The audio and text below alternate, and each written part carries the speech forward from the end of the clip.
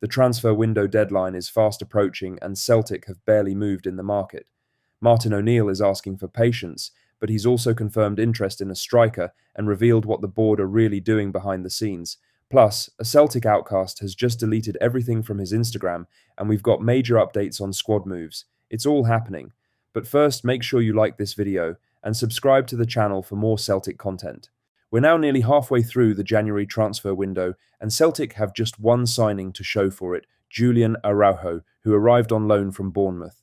The Mexican international has already featured in all 3 matches since his arrival, starting the last 2 under Martin O'Neill, but one right-back won't cut it in a title race where both Rangers and Hearts are strengthening aggressively. Despite many assuming the window closes on the 31st of January, the actual deadline is Monday, the 2nd of February at 11 p.m. Greenwich Mean Time. That's when the registration period ends and the Hoops' last chance to get deals done.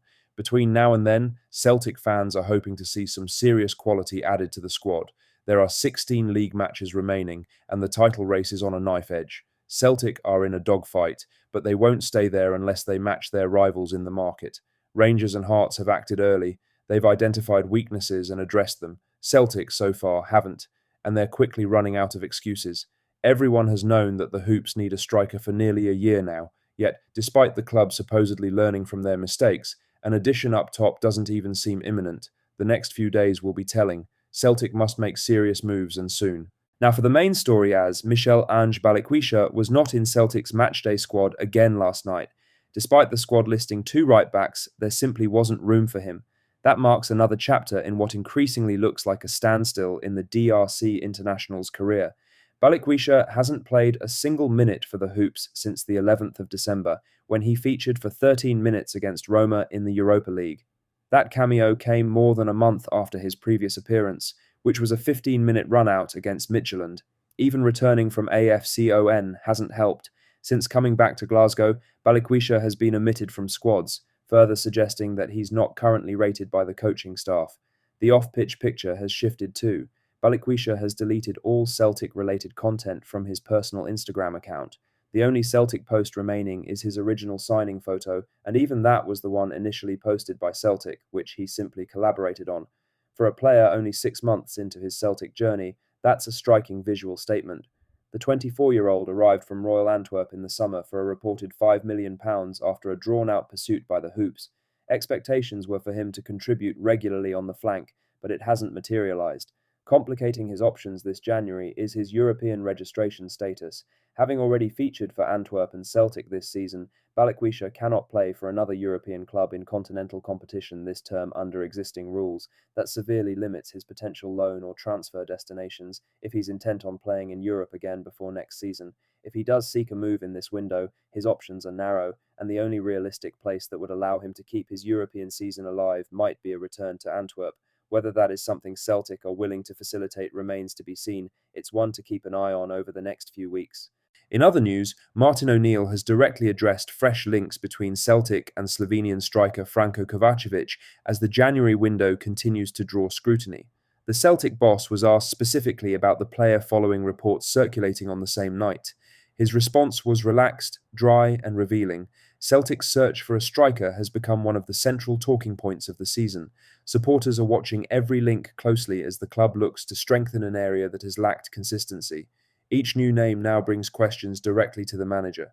O'Neill has only been back in the role for a short time, but the demands have been immediate. Matches, media duties, and transfer planning have all landed at once. That context shapes how he responds to individual player links.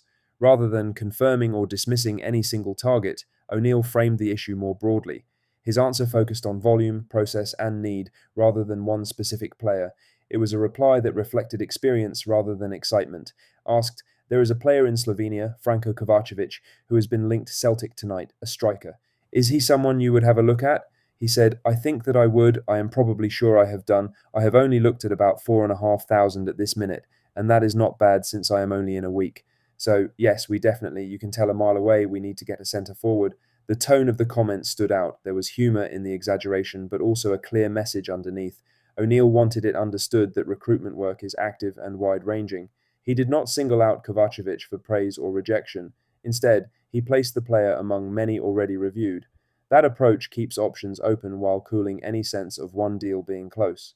The repeated reference to needing a centre forward was deliberate. It echoed comments he has made elsewhere. There is no attempt to hide that weakness in the squad. Celtic's current setup has required flexibility from several players. Goals have been spread, but a focal point has been missing at times. O'Neill's comments underline that this is recognised internally. For supporters, the answer may feel both reassuring and vague. It confirms effort without offering detail. That balance is often how managers speak during open windows. What matters next is timing. O'Neill has made clear that the search is broad. The challenge is turning that search into a signing. The Kovacevic link may continue or fade quickly. O'Neill's words suggest it is one of many rather than a priority. That keeps expectations measured. January windows often compress decisions into the final stretch. O'Neill knows this better than most. In other news, Martin O'Neill has asked for patience in the transfer market as he continues to rebuild his Celtic squad on the fly, admitting he wasn't expecting to be back in the dugout at all this season. The 73-year-old was speaking after Celtic edged past Falkirk 1-0 at the Falkirk Stadium, courtesy of Benjamin Nygren's 10th league goal of the campaign. The result lifted the Hoops back into second place in the Premiership table, though they remain behind leaders' Hearts. It was very much all about the 3 points on Wednesday night, something Celtic are lucky to travel back to Glasgow with, after the home side missed some chances.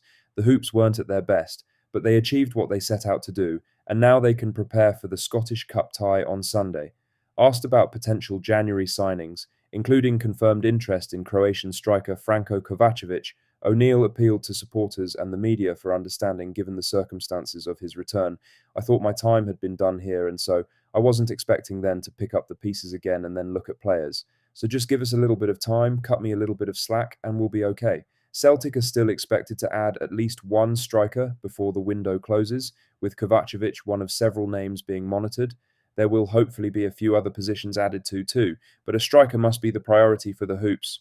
Lastly, Martin O'Neill has moved to calm growing concern around Celtic's January transfer business as the window passes its halfway point. With only Julian Araujo added so far, questions have been raised about whether the board are fully backing the manager.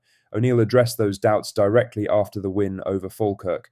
The discussion around recruitment has grown louder as Celtic continue their title chase.